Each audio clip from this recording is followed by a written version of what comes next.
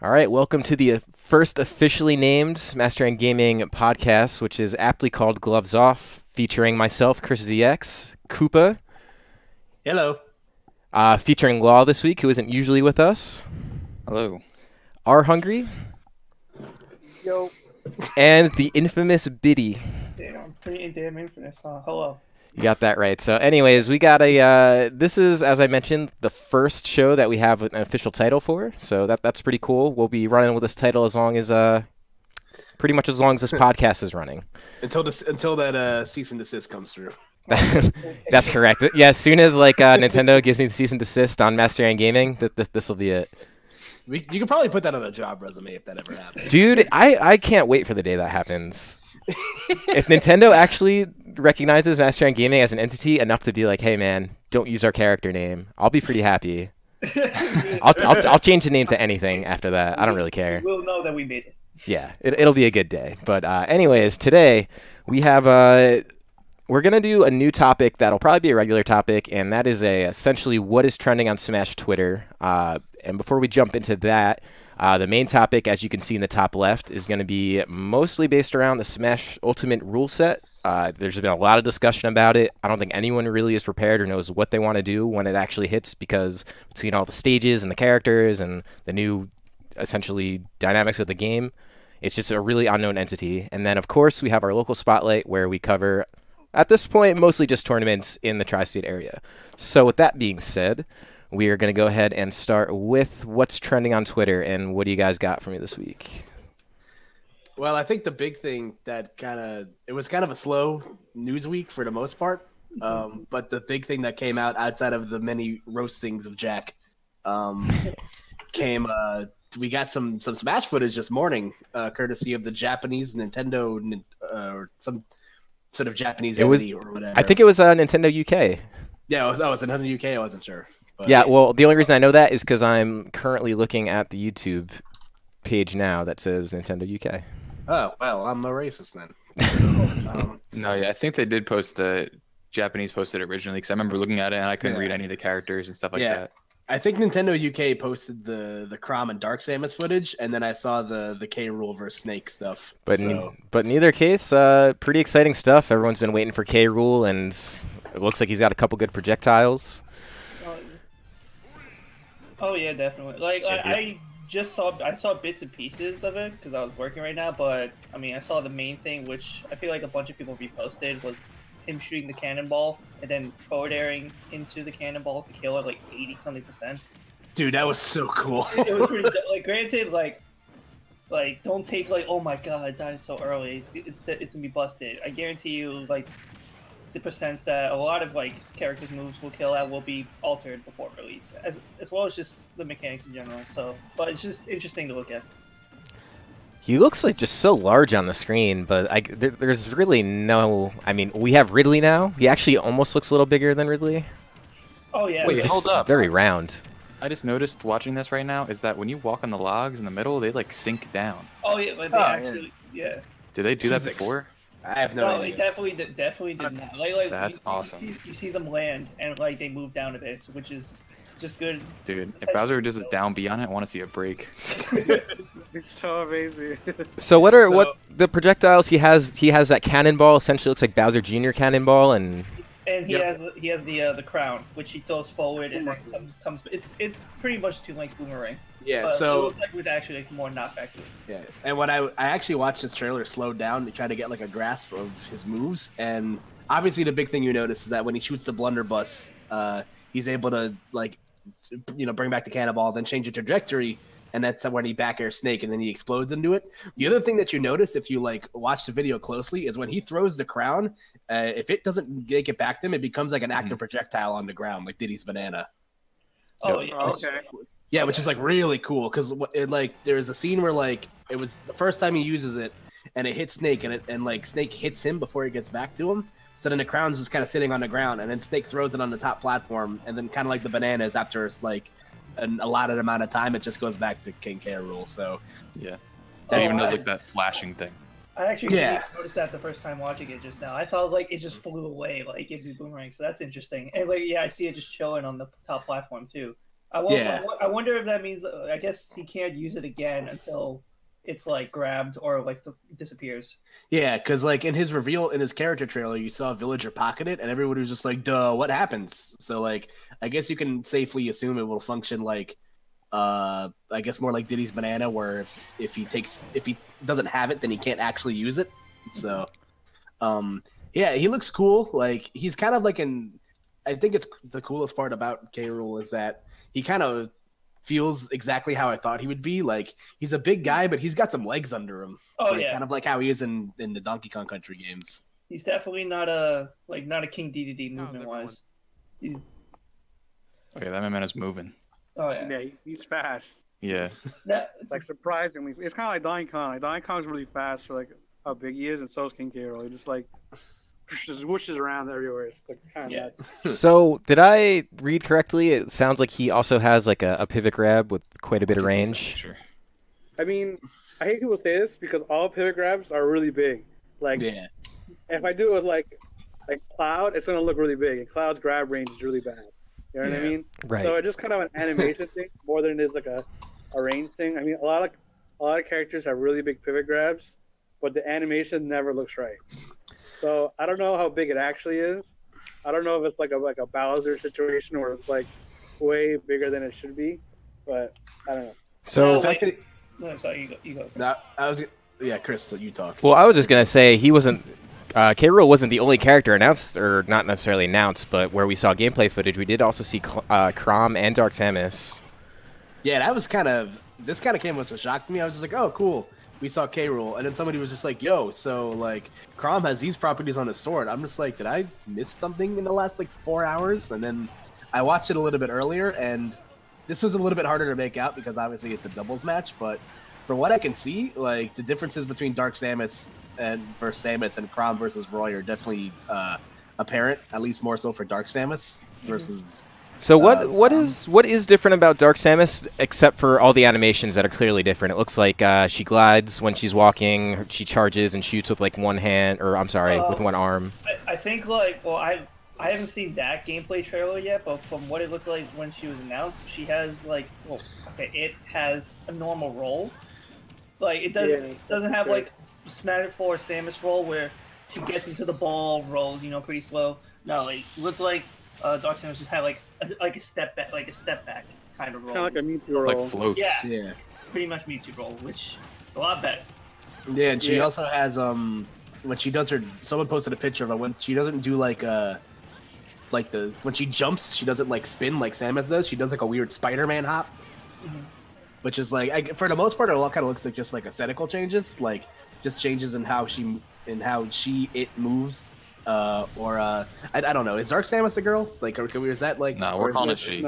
I guess. Yeah, I think it's like. Is it like girl. It's an energy, isn't it? It's like just some sort of like. I kind of forget, but like. Do we have to That go double like? jump is Spider-Man as hell. Yeah, how do we gender pronoun like a plasma energy from outer space? I don't know. It doesn't have a sex per se or gender. It just looks like Samus. I mean, there are genderless Pokemon, but we still call them like. But do the Sky Temple keys have genders? Oh no. Yeah, but Dark Samus is that her morph balls kind of like send her more horizontal. Interesting. Oh yeah, I just saw that in the footage. And playing back. And as I do look at this stage, Brinstar here, like they really did do a nice job on these older stages, just the detail and everything. Because Law mentioned in Jungle Japes, all the moving logs and stuff. It's pretty cool. Yeah, I'm really liking the perfect shield mechanic, and like when I see it used, it just looks better in general. Yeah. Like obviously not something you could just like spam shield and hopefully I'll get it. And I'm excited. I'm excited for that personally. Yep. Yeah, and and then the Brinstar, the little nutsack in the background, has a nice shine to it now. HD nutsack, my favorite. Got a real nice Got a glisten nice about glossy it. feel. Yep. Yeah. Yeah, but but outside of Dark Samus, the only real things I noticed about Crom or from what I read on Twitter is that he's basically just Roy but Lucinified. So And he's got Ike sound effects to his sword. yeah, he's like some weird like human centipede of all the Fire Emblem characters, and it's like weird. Well, if there's anything we needed in this game, it's exactly that. Some hybrid of the already existing Fire Emblem characters, in my opinion. No, yeah, but the one thing I was looking at Crom, I was like, oh, he looks like a mix of all these things. But honestly, looking at him like again, I was like, wow, this is kind of just Roy with Ike's up B and Lucina's sword. Basically, that's what his Aether's is different. He doesn't actually throw the sword. He swipes them up, right? Like he swipes up and then jumps with it. He never actually throws it, which is important because I know for at least like for like starting with Martha and Lucina, like they counter the sword and then Ike jumps in and gets hit. Oh, that's a good point. Yeah, so I feel like he I don't know, is that better or worse? I think it's better. I think. Yeah. We'll see. Well, I guess it comes out quick enough. I don't know if it has the same properties or not. Like I know, like Ike has armor, like before he, like in front of him before he throws it. Like we'll see. It also is easier to line up your shot when you know where the sword is. So you just like go where the sword is and hit him, and then he just dies. Give your father a hug, Lucina. I mean, the characters all look great at the very least. Like, if there's one thing, like, this game looks very, like, graphically, aesthetically nice. Yeah. Very, very pleasing. Whoever's the nutsack coordinator on the team did a really good job. Yeah. my hat's off to him. That motion capture was amazing. Yeah, that guy's gonna get that intern's gonna get some great college credit for copying and pasting some movesets over. Well deserved. So what's your experience? Like, I made nutsack and Smash Ultimate. I mean, it was an ultimate one. It's fitting for any kind of modern resume I could think of. So yeah, probably. Yeah. So what else? So then, what else do we have on Twitter? So I know there's some Jack memes, and you guys can feel free to link me to some of those. And then I know that someone committed a murder. Might even be on this call to someone else this week. I think they're still looking for him. Yeah. Yeah, I guess I didn't hear anything, but there's I was gonna say there was one thing I wanted to address in the chat. Somebody brought up if we're gonna talk about Pierce, and I'm going to say no because I want to talk about news and not others, not other stuff. That's not even really like news. So I'm just gonna cut that off there. We don't even have to delve further into that. But I'll save that for like the after dark stream. Yeah, or just like that's like a TMZ thing. So if someone ever wants to make like a TMZ type podcast, go for it, man. I applaud you for that. But in either case, so back to the murder of who was of a couple people. Yeah, there's a couple people murdered, but one in particular. I'm gonna go ahead and run the trailer now. Oh no! Oh god!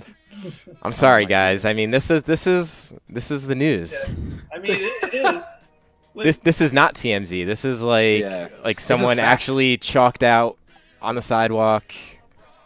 Slaughtered in cold blood. The background of some of the stuff I did in this video, because there's some like that video that starts it is Kanye West Only One, and it's all about him talking to his dead mom. So I figured it would be like a good idea for me to talk to Glenn in this video with like that type of video. You know what I mean? So I wanted to be like, you're already dead, but I'm just gonna talk to you anyway. Because he wanted to act like, oh, yo, how you talking to me like from the grave after his video? I was like, what are you talking about? I still double likes on you in the first video, even though this one didn't. Numbers. This is so funny. I just this is my favorite there's great feuds throughout time. There's there's Hatfield and McCoy's. There's the North versus the South in the Civil War, and then there's Clinton versus Law. I really appreciate the fact that you even got some Hitbox Johnny in there. That was impressive. I can't believe with this part right here. I didn't even catch it at first. I was like, okay, just random dude with Tophin's car, and then I talked to you, and I was like, oh, what was that dude? He was like, oh, it looked like Johnny, and I go back, I'm like, oh my god. Yeah, that was Johnny. I actually didn't even know that footage exists, and then was it him? I don't even know. It looked like him, so I just put it in. I'm not gonna say it is or isn't, because it really looked like him. We'll leave it at that. Yeah, I definitely felt like if I made this, when I posted this, I was like, if there's one part where I went too far, it was that one. But I definitely put that at the beginning just so people knew the tone of the video from the beginning. Well, I think you did a good job just ending out with the Fortnite chic dance. That was. No, that was a great touch. Yeah. Well, I'll be looking forward to more of these, I guess. Yeah, if you guys need some video projects done for your local high school, I'm sure Law will take a healthy commission of $5,000 to do it. If you So. need to roast your accounting teacher. Oh, that's a funny thought. The question I and some others we have is, I wonder if we will get a retaliation from Mr. I don't think so. I'm tired of Nah. making these. If he does, I'm not gonna make another one. Yeah. I mean, because the thing is, like, you went like in a lot more detail with various different like stuff involving him. Yeah. Whereas his last video was just 80% of like your set with him at Windows, and then just like, oh, like I beat you a bunch. Like, No, yeah. I mean, I definitely wanted to like both of our things were both kind of memes and to be funny, but he like when he did the thing at the end where it's like you went 0-2 at the local after, I was like, yo, like I don't know, I was like I have to like that was when I was like, yo, I have to make a comeback because that's like attacking me. Like I need to like, you know what I mean? I couldn't just be like, ho ho, you know, you lose to Meta Knight, you're. Oh yeah, another thing, I want the part where it goes like our record this year. Next time you'll reach me in bracket 2020 2020, like all that stuff. Originally, I had like your record versus Riz 202-0, but I just took it out because it was too much and it made the video too long. Eventually, somebody's computer is gonna run out of processing power to like make these like high-end videos. Like eventually, we're just gonna. This will go until they're 4K on the big screen or something. Yeah, on that jumbotron at Yankee Stadium. Oh, I meant to put that in the video. Like. Oh man, just remember, it's unfortunate. Will you marry me, Glenn? You're free. Yeah. All right, so then let's see. What else? Anything else notable on Twitter this week? I know there was and this seems like every week, but there was some Smash Ultimate rule set discussions and governing body discussions and. Oh, yes. Yeah, well, the question I wanted to pose to everybody, and I guess we can kind of move into the meat of that, because that was a real big talk, and it has been the last couple of days, is how early is too early to start making rules? Because a lot of people that I've talked to are very split on this, and I just want to get everyone else's opinions on that. So I am a firm believer of like basically trial and error and essentially proving concepts and stuff like that. Like if something's good or if something works, then it works, and the only way to really do that is to try it out. So with that in mind, I think it's extremely early to start calling for rule sets, but it's always good to talk about it. I think that's something, as far as rule sets go, it's ultimately going to come to, I don't know, man. I'm a pretty firm believer of essentially what I just said, trial and error. So like, I think it comes down to the locals kind of just trying different things and then sort of reporting to one another personally. Yeah. Yeah. Yeah, I'll pretty much. I'm sorry, you go hungry. I'm thinking, yeah, it's obviously hard to get into specifics of like stages and stuff like that, but I think it's important to talk about like how like with like stocks and timers. It's important to start talking about it now, just to see what's like the general consensus is.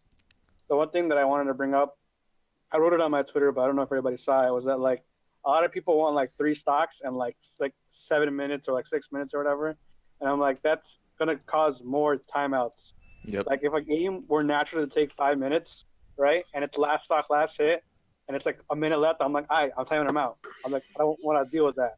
You know what I mean? But if there were 3 more minutes left, I would regularly play the game, and it would just play out naturally. Yeah. Like the general like feel I have for it is like for each stock you get 3 minutes, right? Mm-hmm. So 3 stocks, 9 minutes, or like whatever. Yeah.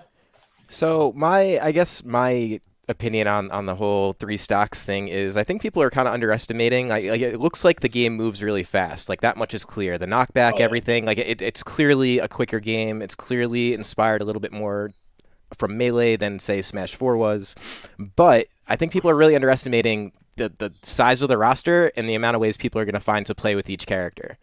So, for example, like Villager is still a character in this game, as are like people like Mega Man and anyone else who can sort of camp you out.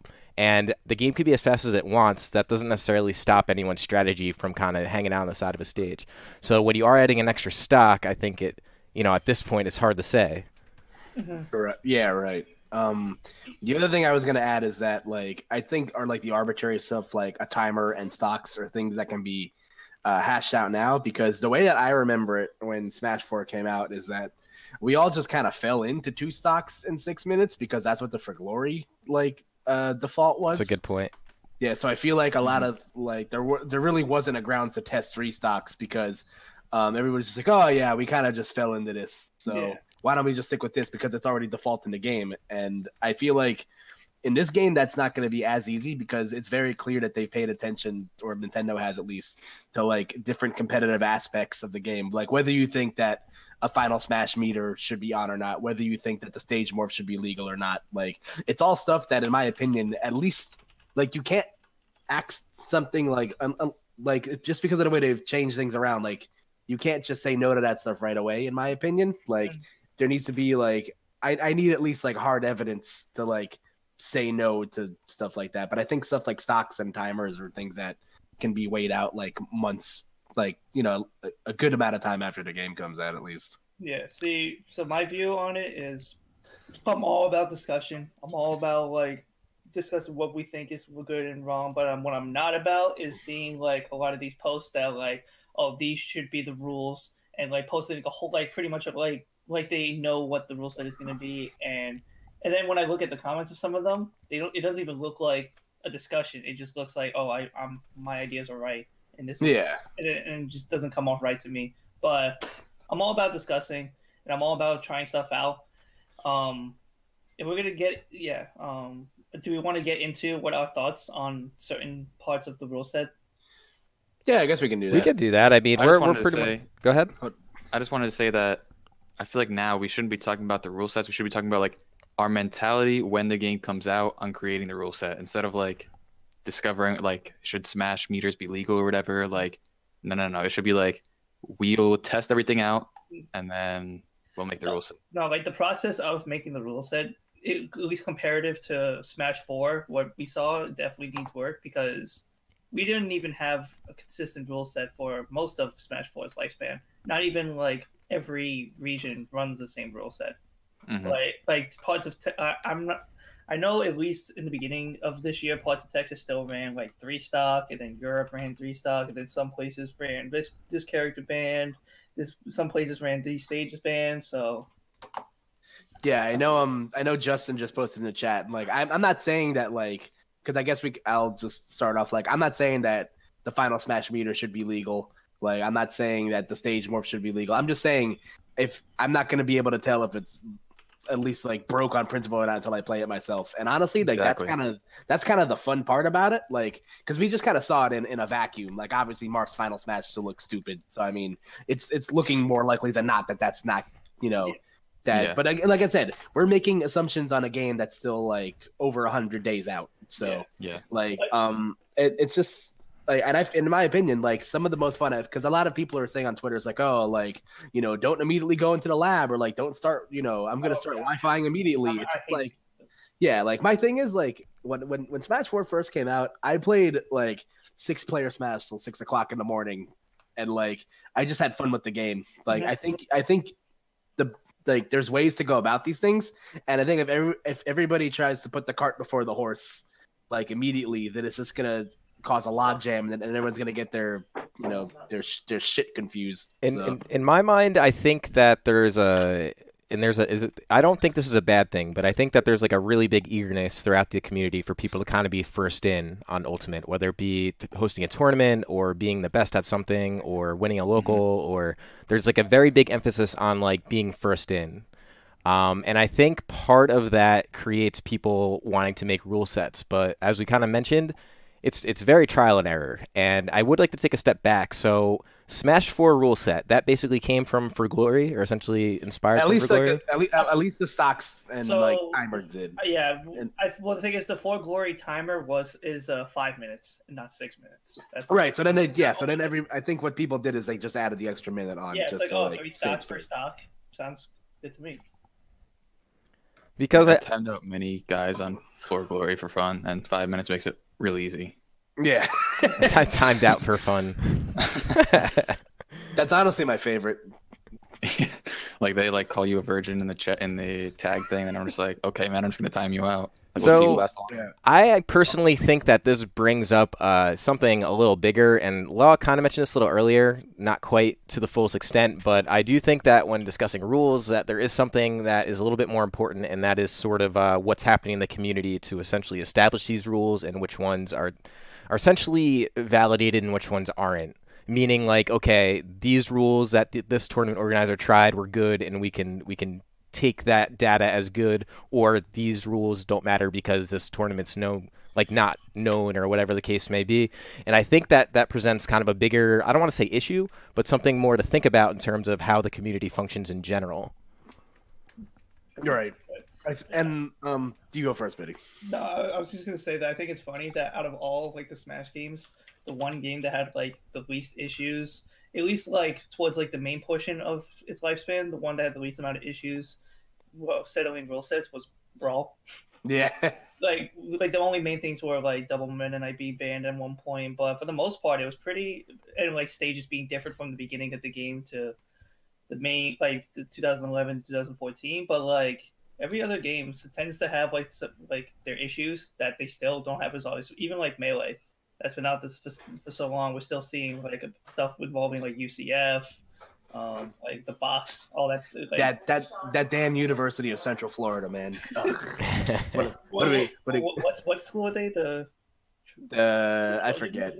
No, they're I forget, but they're like a bad school, whatever. Yeah. Nonetheless, the only thing I think that can get like essentially hashed out for the most part, and I say for the most part because like there's obviously still aspects of the game that we need to explore ourselves, is the stage stuff. Because I talked to, and it's funny because Black Sheep in the chat brought up Wes from New York, who brought up a rule set of his own, which we can talk about a little bit later. But I talked to him at SmashCon a little bit, and he brought up a really good point where it's like, you know, they're bringing back all these great stages, and honestly, like, I feel like if it wasn't banned in another game and it's been proven to be tourney legal, like, why are you trying to fix something that's very clearly not broken?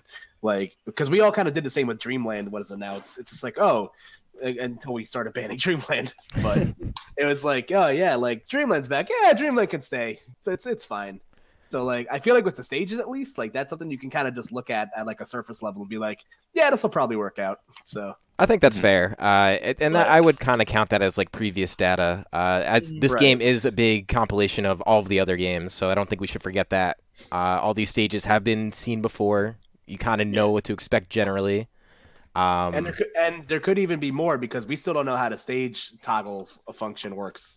Like, because if it gets rid of, like, you know, with the way they showed in the trailer, it got rid of both the like the Yellow Devil on Wily's Castle, right? But we don't know how that's gonna change. Like, and like I saw Black Sheep just posted in the chat, like the dimension of the stage can completely change. Like, Dreamland went from being a stage that was massive in Melee to being one of the smallest stages, like Blastone wise in Smash 4. So we don't know.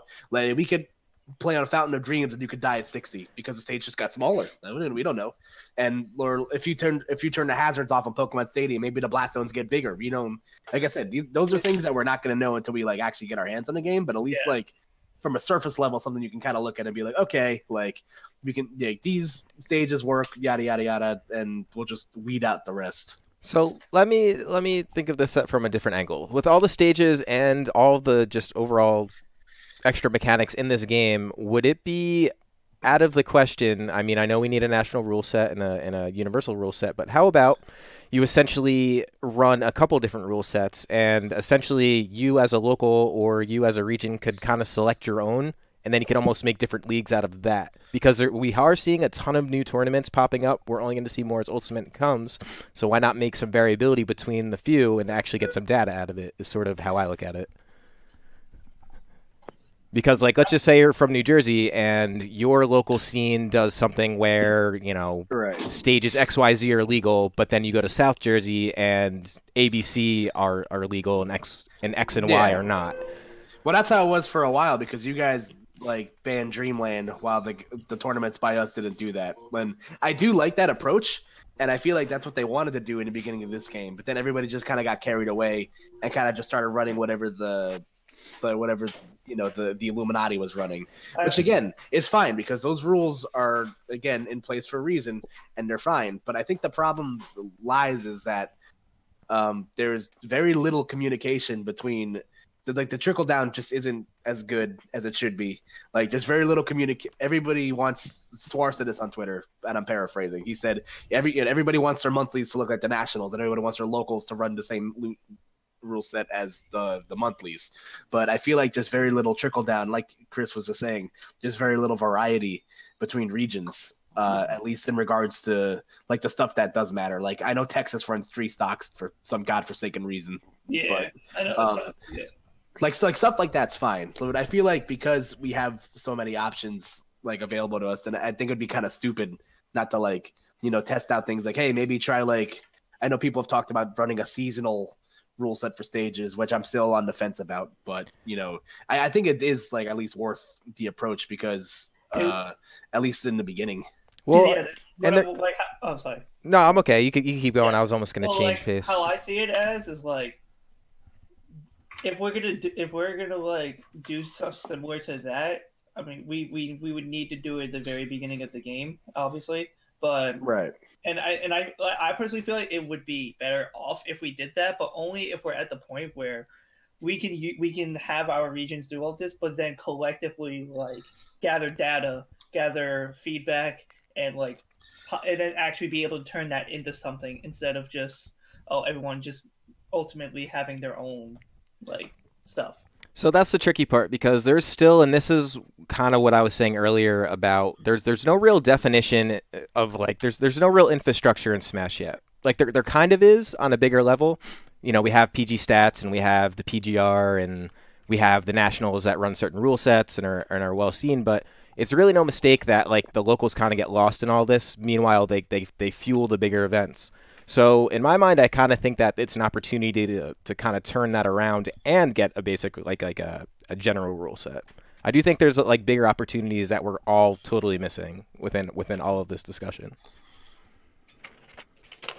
Oh yeah, I can agree with that, but hopefully in the time that the coming 3.5 months that we have until Jesus, like I remember saying it was 6 months away. Yeah, it's coming quick. Only 4 more months until I can get a clean rip, an even cleaner rip of the Gangplank Alien remix. It'll be 3 months and a few weeks. Yeah, man. Yeah, it'll be here before you know it. We do have a full PR season left. At least around here, we are still running a PR season.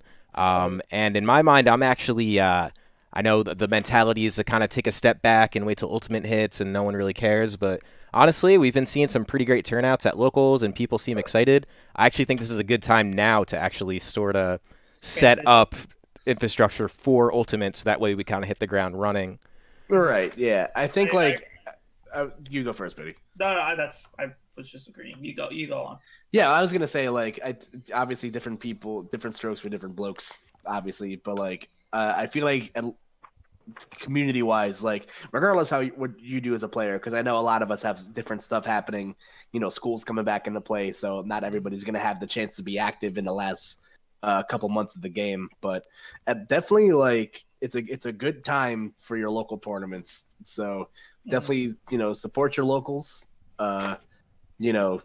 Keep an ear close to the round because there's gonna be a huge influx of new people playing for the first time, yes. old heads coming back, that died out. So it's gonna be a good time. It's gonna be great for people like Riz who are gonna farm from the week and make lots of money, and it's gonna be fun. So I think you should definitely enjoy the ride, but also keep in mind that we also have jobs to do. So it's definitely recommended to at least kind of keep this in the back of your mind and take a look at where the different community heads are going with this stuff. So yeah, I mean it comes down to paying attention. And we were saying it is a little early to talk about this stuff, but I don't think it's it's never too early to kind of start talking about the more general things, and that is sort of how you can support the scene in general as it moves forward. All right, can we all take side bets on what's the first character Gonz is going to complain about? Yo, I think Gonz is in trouble because when Ultimate comes out, Brain's already going to be looking for something to complain about. That didn't happen with Smash 4. He's already going to be... I tried to avoid that. I was like, if I can play Smash 4 and not get mad, I can play any game and not get mad. But all of a sudden I was in a good state of mind, and then like a few days ago, it was just like, dang, I hate this game again. So I'm gonna take a break, become a god at Tekken, and we'll see what happens. Anime will do that to a guy. Makes you feel good. So yeah, as far as specific rule sets go, there's just not enough info. Bottom line, and the tricky part is going to be, I know even locally here, we're looking at like a pretty sizable tournament in Smashadelphia, which will be running essentially the weekend the game comes out. Yeah, I that's think true. like the Sunday, I believe. So for tournaments like that, I'm not entirely sure how it's going to work, because especially when you think about the character unlocks and everything like that. I know, Oh, God. I know he posted that like he will make sure that every character is unlocked on multiple setups by release. So that's I'm having interesting, like how that works. I'm having extreme anxiety just thinking about That's that. a tough thing to promise, man. There's a lot of man hours that go into that. Like you see plenty of tournaments in the past have promises not even like up to those expectations, and then on the day of you could see it crumble in front of you. But I'm not saying it's going to. But like it's not even just Smashadelphia. There's plenty of them all around that you will see on the first weekend. Because it lies down perfectly. It's on a Friday, right before the weekend. Who's hosting the unlocking party for MHG, guy? Well, Who's bringing the fortunately for us, and then call this maybe a slow and steady approach, we'll be just finishing up the PR season probably at Platinum Star that first Saturday of that December. So we have basically a month to really figure this out before the next Ultimate Monthly, which I'm pretty happy about. Yeah. Yo, Platinum Star unlocking party? Oh, is it December 1st you have it? So that's going to be basically the last day of the PR season, from my understanding. And typically Platinums run every first Saturday of the month. So it kind of just worked out kind of mostly comfy for us. You knew, Chris. You got the info. You knew that was going to come out the week after. Yeah, I already know everything that's going to happen. I really don't, though. I actually know nothing. But Damn, Chris, I didn't know they were gonna put Ezio from Assassin's Creed in Smash. That's crazy. No, don't say that yet. Did you release the trailer with Master Chief? Whoa. Yo, how Master Chief's announced, you saw. I don't know if you saw my tweet, but oh my god. What were you gonna say, Hungry? Were you gonna say something? No, I was just commenting on the Master Chief thing, but I have a lot to say. Because I was gonna say something about that too. But he started. Yeah, dude. I always thought it'd be stupid, but then I was just thinking about it in my head one day, and I was like, yo, if that happened, I would be so happy. You just hear the Yeah, I need a weapon. Dude, I'm literally just picturing it now. Yo, I said this to Max, Max tweeted about it. He's like, who's the only character outside of Goku that could like top fucking the Negan being in Tekken or whatever? And I was like, dude, if they put Master Chief in Smash, I will like burn my Wii U in my backyard and run around. Like, you guys know at the end of Halo 2 where he's like, I'm finished in this fight. He just goes to Smash. Oh, like, what the fuck? They drive the Warthog off the ramp into. I think the trailer would be like Luigi and Mario run around something, and they find like, or actually both of them are dead now, so it'd be like Peach or something, and then she'd be running around, and then she'd see like a little like the cryo chamber, and then she'd hit a button. Oh my goodness! Yeah, and the assist from your machinima, and they take all your money and you die. I don't know, man. Thinking about this stuff right now, it's just getting me extra excited on what other announcements, what other trailers we will be getting. We still we still have over 3 months. The part that we got so many good characters and all the past characters, so everything is just extra. We're not. Like everybody's in. So like you think we're getting after that is just better and better. And so many options for characters are fair game, honestly. Like before you'd be like, oh, there's no way like this character we get this character. Like, but like now like people say a character and people be like, you know what? I can see that. And something that gets kind of locked or lost, I'd say, at the end of the Direct a couple weeks ago is that Sakurai said that he doesn't intend to show all the fighters in the game before the game comes out. Mm-hmm. So, like, they're literally not pulling any, like, end-game surprises. So, we have time. I think we'll probably get a Nintendo Direct in, like, October or November, and that'll probably be, like, the last, like... Direct in September. We might just get, like, one character at the end of, like, a regular Nintendo Direct. Right. So But there's usually a September Direct for Nintendo games. Not a Smash Direct, but a Nintendo Direct. We're going to be playing the game like 2 weeks into it, and then like we reach like 1,000 matches, and then like another random character just appears that no one knows about, and then it's gonna be interesting. Bruh. Well, we're still waiting to see. We're still waiting to see game modes too. Keep in mind, there's still like that blurred out, blocky green bottom left thing on the menu screen. Porn mode. I'm calling it that it's just a single player mode. Like you could find me about it. I actually said this a while ago. I think there's a possibility that it's like a boss battle mode in light of the fact that there's like a Monster Hunter thing, and then and I'm gonna say that they're gonna have another direct come like beginning to mid-October, where a lot of the details are going to be going. It will be going into that mode, which is the single player mode. Yeah, with the boss battles, it'll be very obvious because in Smash 4, it'd be a natural extension of in Smash 4. They tried to have like bosses for stages, like the Mega Man one and Ridley on the Metroid one. And I think there's one other, and just failed. Like no one really cared about it, as far as I know. Like even though they had it as a feature. I'll be honest with you. I would actually love to see Smash Run. I see Vanta Black and Kelvin just mentioned it in chat, and I love that mode. Like, so imagine just having like a platformer like Smash Brothers experience, and then you just add the boss modes to that. That would be a great day for me. And they say that when you play as a boss character that's playable on their native stage, then Alphonsus from the Wind Waker stage will replace them. So. I mean, it sounds good to me. Like if they use that mode as a way to unlock the characters for the full game, like it starts off like you with the 8 characters that are available, and then as you play it, you unlock the other characters, even in like chronological order. At that. That's like a whole new game, man. Having like a platformer version of Smash that isn't just like fighting. That's like it's a game in itself, but. Maybe it's Gons tweeted that might be Battle for Bikini Bottom with Smash Ultimate skins. He had a dream, so it's got to tell the future. All right, so I think before we move on to the local spotlight, let's go around the horn one more time, and let's. I think we're all our thoughts on the rule set are pretty cut and clear. So since we're on the topic of characters, what's everybody's dream character that are left? So let's go around the horn real quick. I'll go first, Gino. 100%. Gino, and then like close second is Travis Touchdown. But Gino's the one with more possibility, I would say, of getting in. All right. I mean, I would actually take. I would love to see, instead of that second Capcom character that's inevitable, that's probably going to be Ken. I would love to see something like, of course, me being a Mega Man fan, whether it be like Proto Man or Bass or anything like that would be really cool. Roll? You know what? I would take Roll, man. The only thing about it kind of sucks though, because like Proto Man, Bass, and Zero were all already confirmed to not be characters. Yeah, it's unfortunate. So I mean, I'm just gonna wait and be surprised. Yeah, it's gonna tearjerker ever, man. Yeah, and then Zero confirmed not also because he's an assist trophy. Yeah. Oh man. All right. Hungry, you go next. For me, it's easy. Banjo-Kazooie. Oh, true. I voted for 3 characters on the ballot. It was Snake, King K. Rool, and Banjo-Kazooie. So this has to happen. The trifecta. If we get Banjo and Smash, then that means you have to go back to James's house and finish Banjo-Tooie. Oh my. You didn't finish that? Yeah.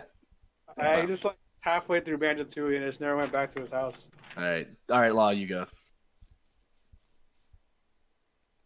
No, it's for no reason. There he is. Wait. You might cut off. You might cut off in the beginning. Say that again. All right, so I would say Master Chief, just because I was talking about him earlier, and then I would have to say I think I have 3 others. It would have to be Crash Bandicoot, a Jet Set Radio character for no reason. Nice. But then I think in terms of moveset, I didn't even play the game, but I think it would be sick and it would make sense is Noctis from Final Fantasy 15. Oh, okay. That's interesting. I don't know, man. I respect all the like Master Chiefs and the Noctises and the stuff, but like stuff's like it's like not even third-party stuff for the system. It's just hard to imagine. It would have to be out of this world, but totally out of this world. Like I've heard people ask for Overwatch characters, in which case I was like, this is insane. This is insanity. Right. Like Jet Set Radio would not get in. Like that's not getting in. There's no rules anymore.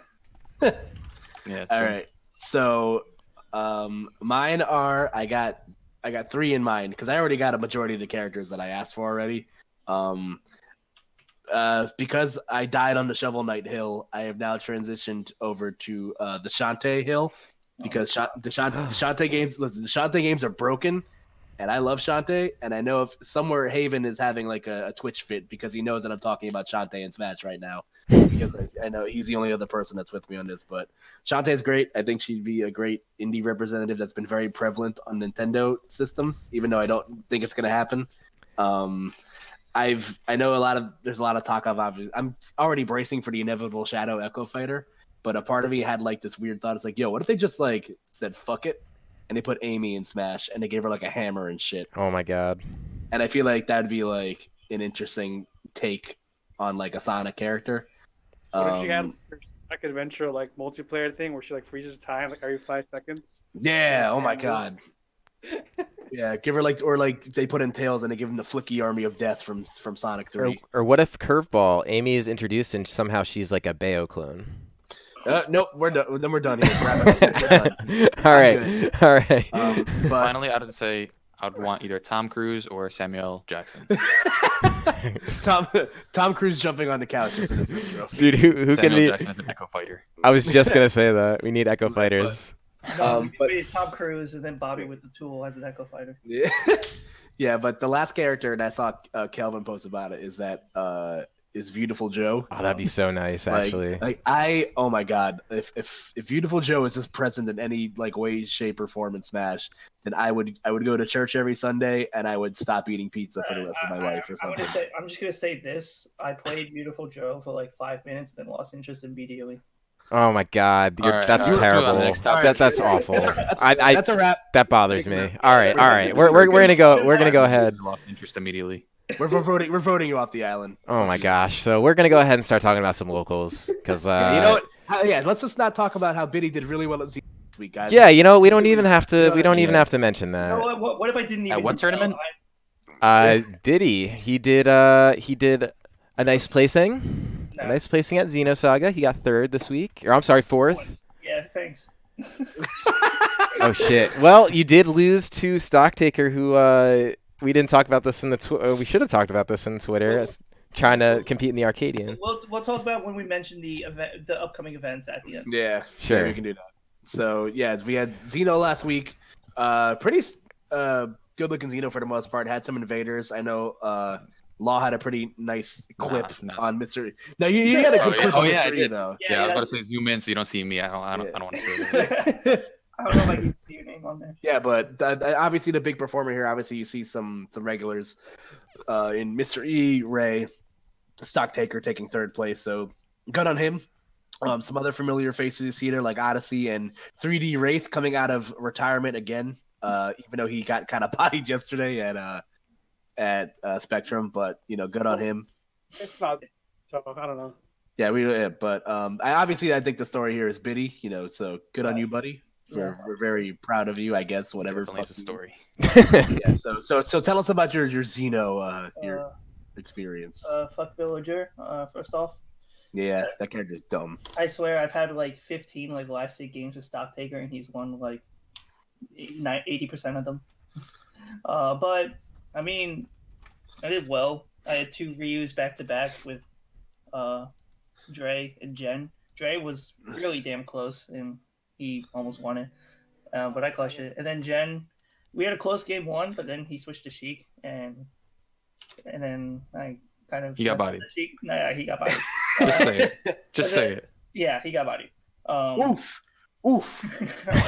Yo, shots. Let me tag him in the. No, but and then I died. And then I died a triple turn up air at 80% on Battlefield to lose. I love that move so much. I'm sorry. Just like the noise it makes when you get like a triple turn up is just like so satisfying. Mm-hmm. But yeah. I mean, like you're not wrong, but it's just like it was like real. I actually died from that. GG's. Yeah, and then I had to fight Dill, who just shielded it in banana and short hop fared for like 15 minutes, and it was a lasted set, but I was able to win it, so that was nice. Yeah, and then Ralphie just threw arrows at me for some reason, and then I was able to just throw stuff at him and win. And then Wraith, he threw arrows at me, and I was just able to throw shit at him and win. and then Ray and then Ray loomed the hell out of me.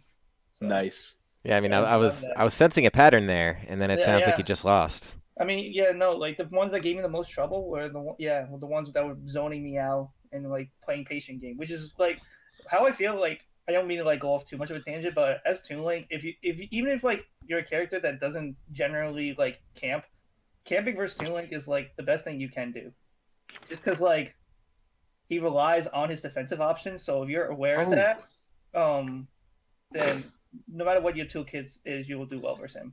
Which is why I think he's slightly overrated as a character, but I digress. Right. We got to work on your game face, man. You're like constantly in a state of trying to push out a turd. New game, new me. Come Ultimate, see me in Ultimate. Maybe you'll find. Maybe that kidney stone will finally pass by the time Ultimate comes out. Ultimate will be shitting on everyone. Oh man, too good. Too All right, good. so- All right, so I'm gonna try and go in order here in which So that was Wednesday. Moving on. Well, to actually, but Thursday. before we jump off of Wednesday, I do want to give a little shout out to the Pop the Bubble Weekly, which had 27 entrants this week. That's like a really impressive like third weekly to have, especially in South Jersey, who's been so starved for events. And then you guys, you're going to be seeing, I know you're a little delayed, the top 8 photo. Vash making a reappearance. Wow. Yeah, Note to crazy, Vash. man. Vash, right. Like, he came out to a Platinum Star, not, maybe it was like 2 or 3, or was it the Arcadian? I can't remember. Arcadian. It was the Arcadian. And I think that was the last I saw of him for He got second. yeah, and that was like a long time between that and the time I saw him before that. But I'm a pretty big fan of this weekly, I gotta say. And if you guys are in South Jersey, you should definitely check it out. I'm going to Scum that next week. Don't come. Well, Isn't that what day? Isn't that tomorrow? Yeah, I think so. Okay. Come out of retirement one last time. Yeah, one more time for the fans. but good on them. And again, Dilla coming out on top here, somebody who we talked about a lot when the PR came out as someone that just needed a couple more meteor performances under his belt. Because just for him to maybe tip the balance in his favor. But if he had a couple more performances like he did yesterday, then he's definitely someone that's on the rise. And like you said, it's hard for new weeklies to sprout out, especially in a time like now where the game is kind of dwindling and people's interests are going to be dwindling. So you wouldn't know it looking at this weekly. This is they're doing great. And again, if you're in South Jersey, I really encourage you to go support that because there's really not much going on down there. And what's good is like what number weekly was that? 3 or 4? Like that was 3. Yeah, so but you'll see many times like the first weekly of it, like the first of the weekly, you say, oh wow, 25 entrants, but then you'll see it drop off like really fast. You'll see like 10 entrants, 9 entrants. So it's good that it's holding up, and I hope it continues to do well. Well, speaking of weeklies, we're going to go ahead and move to the top of the state, and we have every Thursday the Kingdom Weekly, which we got to see Angel Cortez win last week, and it looks like Unknown second and Ray third. Yeah, so again, Wraith rearing his ugly Jaden Smith looking ass head. But again, I'm really happy for Jalil. He's finally got like his. I saw him recently, and he's finally got his confidence back into playing the game again. Oh yeah. Were you gonna say something, Hungry? No, I was thinking he got his mojo back. Yeah, like the Austin Powers movie. Fantastic. Yeah, but again, going through the rest of this top 8, you see Max coming in 4th place. And Max is definitely if people tend to forget that like Max was PR'd at one point, and like if he actually entered and like cared about the game a little bit more in that sense, then like he's would definitely like still be a PR'd player, but he's still very, very good. Obviously, when you're running a bajillion different things, it's hard to find the time to enter. And then wrapping out the rest of the top 8, you got some faces you probably recognize. Fruit is someone that is constantly on the rise. She's posting these awesome like Palatino? Yeah, Palatena. Was that she? Yeah, she. Nice. Yeah, so she's Oh man, you gotta point that out, bro. Yeah, dude. We're primarily dudes in this. We gotta make this interesting to anyone that isn't our immediate Chris is like, scene. I'll be there next week. Please. Shout out to Johnny. Fuck out. Anyway. Yeah, stop, please stop. Yeah, but Fruit's awesome. She actually came within 1 game of making it out of pools at SmashCon. And she's like constantly posting these like really nutty Palatana clips, and I'm just like, my God, why does this character exist? Well, like she exploits like the 3 or 4 good things about Palutena, and she's like pretty consistently like getting in the top 8s here. So, and rounding out the bottom, it looks like the only name I really recognize there is Acro, and he's like Clune, I think, is a Wario. Oh yeah, he's from the Newton area. He plays like a bunch of weird characters. So He plays Wario. I know he plays Sonic and somebody else. Meta Knight. Meta Knight, you're right. So he's basically me but stronger. Oh, you don't play Wario? Says you? Yeah, Fuck shut you. up. So Whatever. moving on to what's probably the most notable thing that happened this past week is Xenosaga, Yes. which is the monthly, and we got to see Anti beating people up with a Charizard. That was interesting. Yeah, Wario, so- Meta Knight, Charizard. Yeah, so I think Anti like went last minute on a whim because like he's usually very seldom to go to the Xenos because I know he tends to drive a lot in the cities, and he's like not, and obviously driving the Xenos of the pain in the ass. Shout out to that not free parking. I hate New York City. And he's not even in the city. He's in Long Island, so he's a decent ways now, like right near it. Yeah, so but yeah, he came out on a whim. Obviously took some names. He beat Mr. E. Lost to Mr. E in winners, but was able to beat him in losers with Charizard, and he was also able to beat Dill with Charizard. There was it was in losers finals. I'm getting it playing right now. Disgusting, like I think it's right here. this is it. This is it. But yeah, no, I mean, Anti definitely shown that his Charizard isn't just a random pocket in the past. I remember, I think it was like called Smashdown, like something, Smash Champion, something that happened in the UK. You're talking about the French tournament, right? Yes, where he took Komori Kiri to Game 5 solo Charizard. So he's definitely shown that. Charizard's like not a bad character. I mean, he is a bad character, but like, he has like the thing it's kind of like consistent amongst a lot of characters in the game, but like they'll have like 1 or 2 redeeming features where it's like it's kind of like you're like trying to date a girl and like she's got like a credit score of like 9, but her mom makes this really great lasagna every couple of weeks, so it's like, okay, maybe this is like worth my time or not. And, like, stick around for a little bit. Yeah, so like, but like Charizard's got like tools. It's just a matter of like, it's just like he doesn't have like a real kit. Like he just has like 2 or 3 things that are like pretty good. Like his jab's decent, up tilt's a good anti-air, and he has grab combos. But like sometimes his moves just don't work, and Anti definitely put that on display. Like, he beat Dill and he beat Mr. E. Obviously, 2 people who are usually, placing near the top of these Xenosaga brackets. So did he go Charizard versus Light in Grants? He did not. It looks like he went Meta Knight. He did. Yeah, and again, shout out to Light. I know something that I keep bringing up whenever we talk about the local spotlight is that there's so much more crossover between like the trinity of Tristate now, and I think that's fantastic for the game. So like, Light obviously came down and took all our money. I don't think he's ever lost the Xenosaga before, to my knowledge. I know he lost I think he lost 1 set to Roxas that one time. Oh yeah. But I still think he went on to win that tournament, if I remember correctly. He did. Well, he beat Roxas in Grand twice, I think. Yeah. Right, yeah, that's what happened. He's definitely going to finish out Smash 4 as kind of dominant in Tri-State. He's even kind of handed it to James a couple times. Oh yeah. Yeah, damn right he has. Thank you. Dude's really good. Also, I want to give a shout out to like the player cam footage here, because like Light is incredibly expressive when he plays, and Anti looks like he's gonna like hurt somebody. He's got that like super intense look on his face. But yeah, this tournament was great. I unfortunately was not able to go because I had a Wawa hot dog on Friday, and I thought I was gonna die. So, rest in peace. Yeah, shout out to the Danger Dog. I'm writhing still to this day. Yeah, my mom works at Wawa. I'll let her know. Yeah, definitely tell her.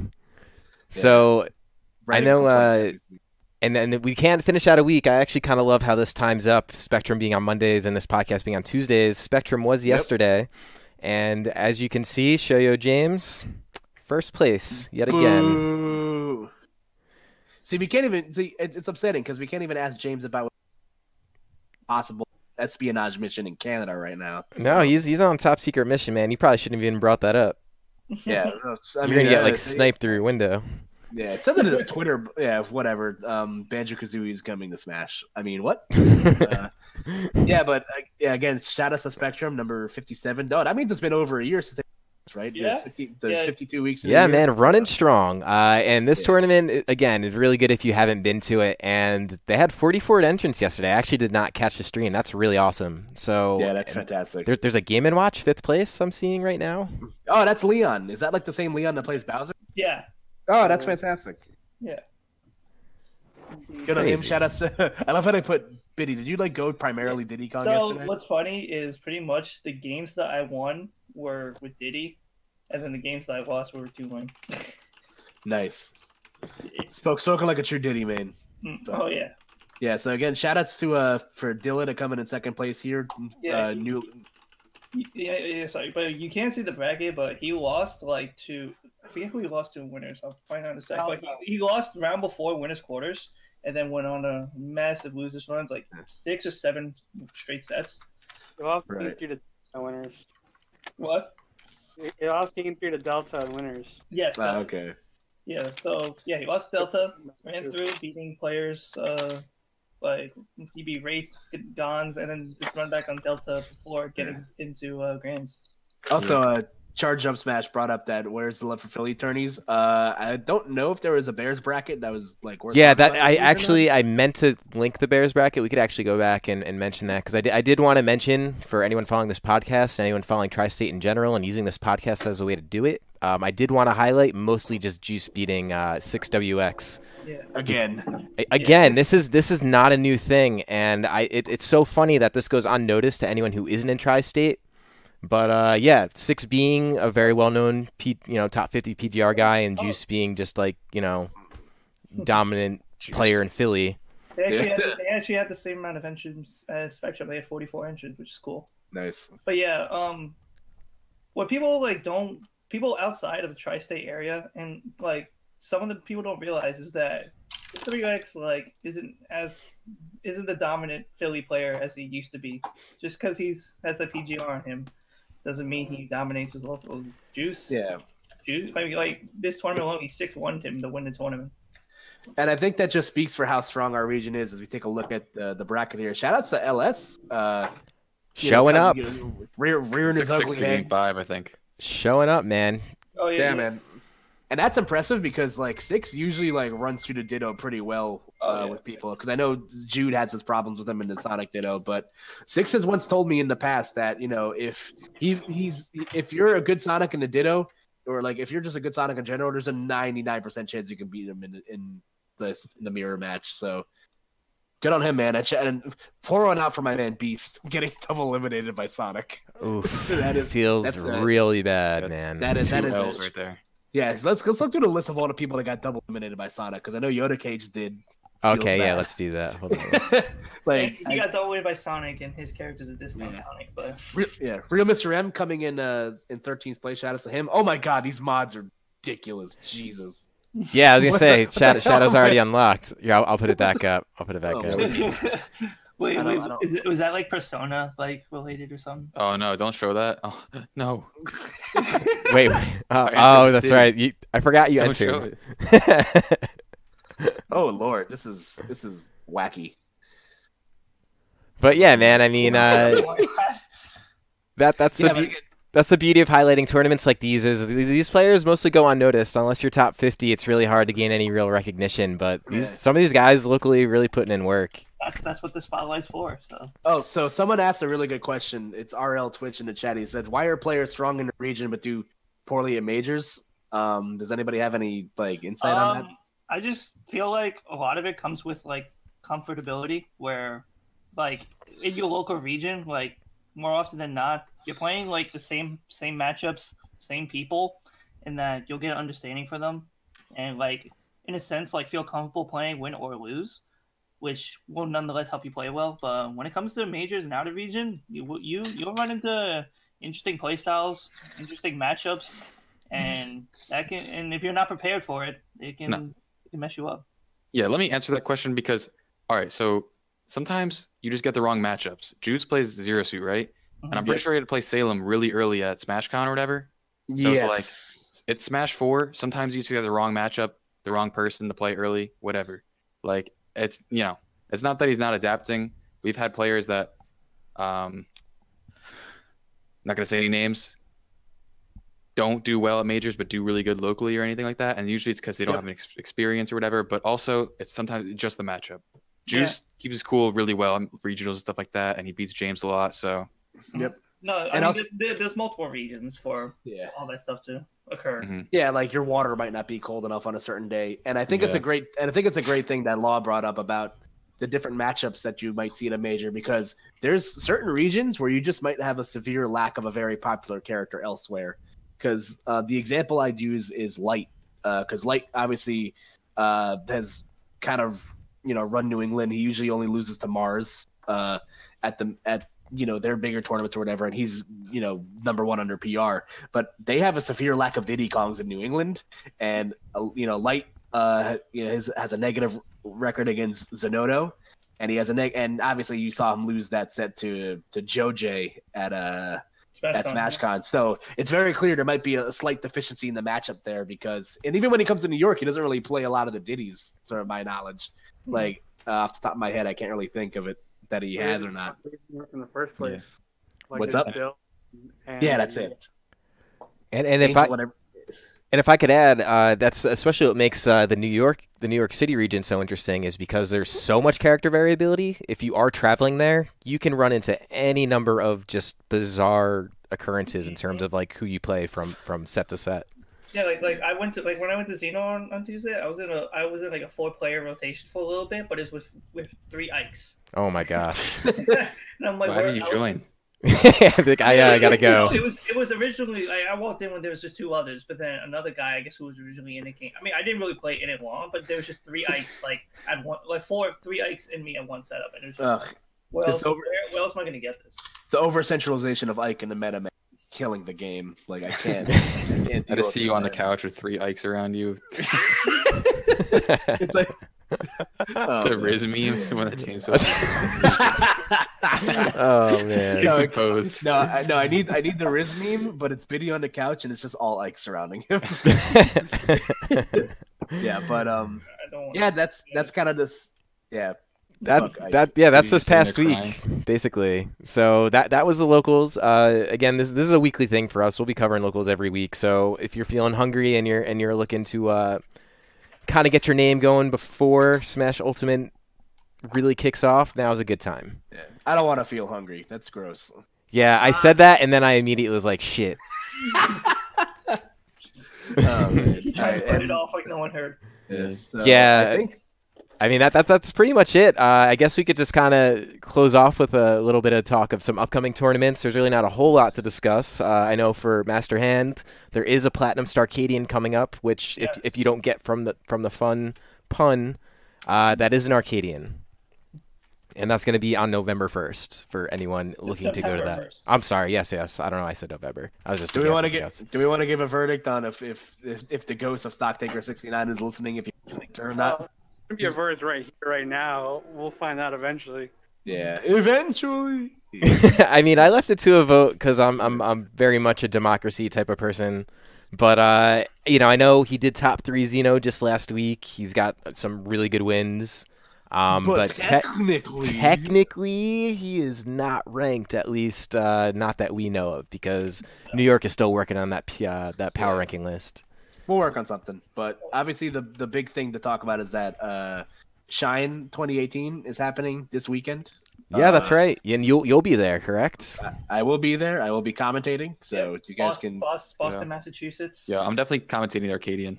Definitely. I'm definitely commentating. I'm Master Law, aka ML now, so I will be commentating. Yeah, before we get into the plugs, I do want to give a proper send off again to our buddy ML, who will be leaving us for the great. I use the term "great" very loosely. State of North Carolina.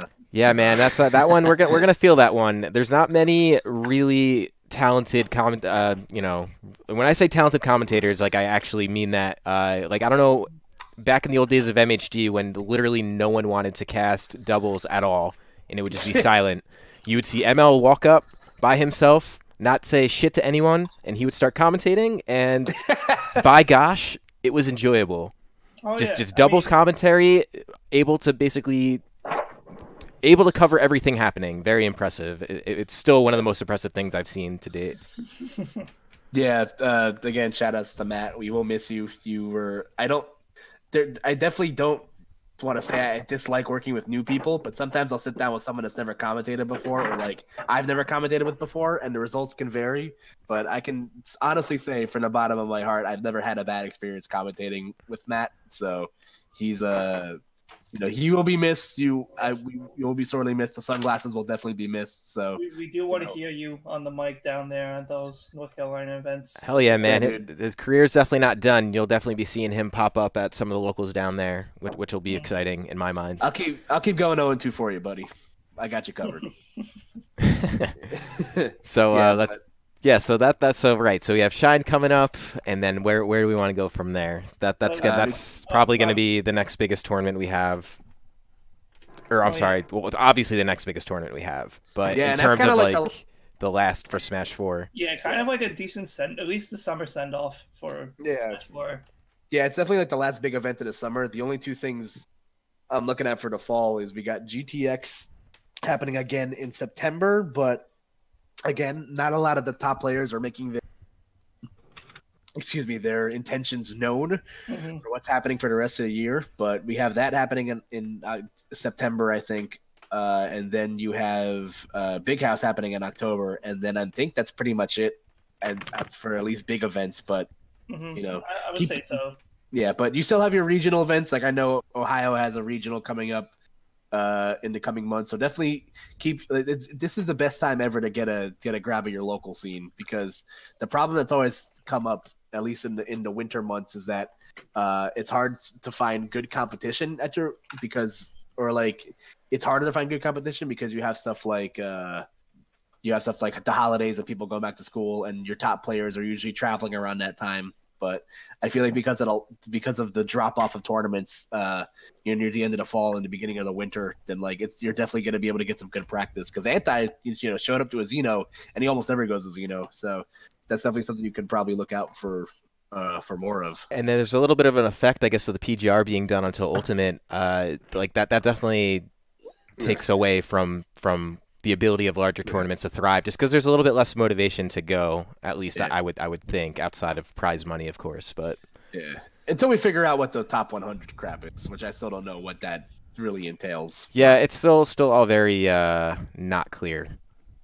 Yeah, but yeah, if you guys have been paying attention, you have this. So definitely check all that out. Yeah, you cut out for a second. Oh, I was gonna say, you have the weekly and bigger tournaments scrolling through at the bottom. So if you've been paying attention, definitely check all that stuff out. Yeah, Platinum Star Smash. The next Platinum Star Smash, the non-Arcadian, will be October 6th.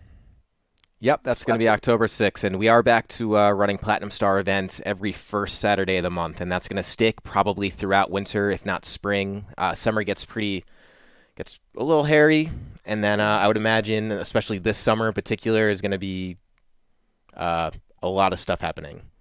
Oh yeah, yeah. So you're gonna want to go ahead and prepare yourselves for that. Yeah, but I guess that's pretty much it for the most part. So. Yeah, I mean, this is a pretty good day. This is our first officially named podcast, so thanks to you guys for staying consistent with me. I know we've done 2 before, but this is technically the first one. Yep, Law made a great genius stand-in host, so I'm glad I thought of it. Oh yeah, thank you. Yeah, you're welcome back anytime James decides to die. We're just going to replace James with James. I won't be returning after the hentai car is my picture, unfortunately. But yeah, it was great hanging out with you guys. Yeah. Awesome, man. And I do want to tease a little bit for the next one, but we might have you might be seeing a special guest popping up in the next episode of the podcast to talk about Shine with us. So we'll be seeing someone. We'll be seeing somebody. Yeah, as Green Lantern.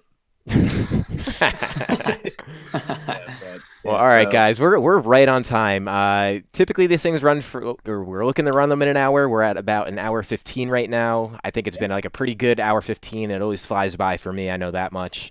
So Nailed it. before we totally close out here, you guys got any closing remarks? Any words for the fans? Tune into the Platinum Circadian on Saturday because those are usually the most. It's Saturday, right? It's next Saturday. Next Saturday. It's the first. Those are for me, those are the most entertaining tournaments to watch because you don't know who's gonna win.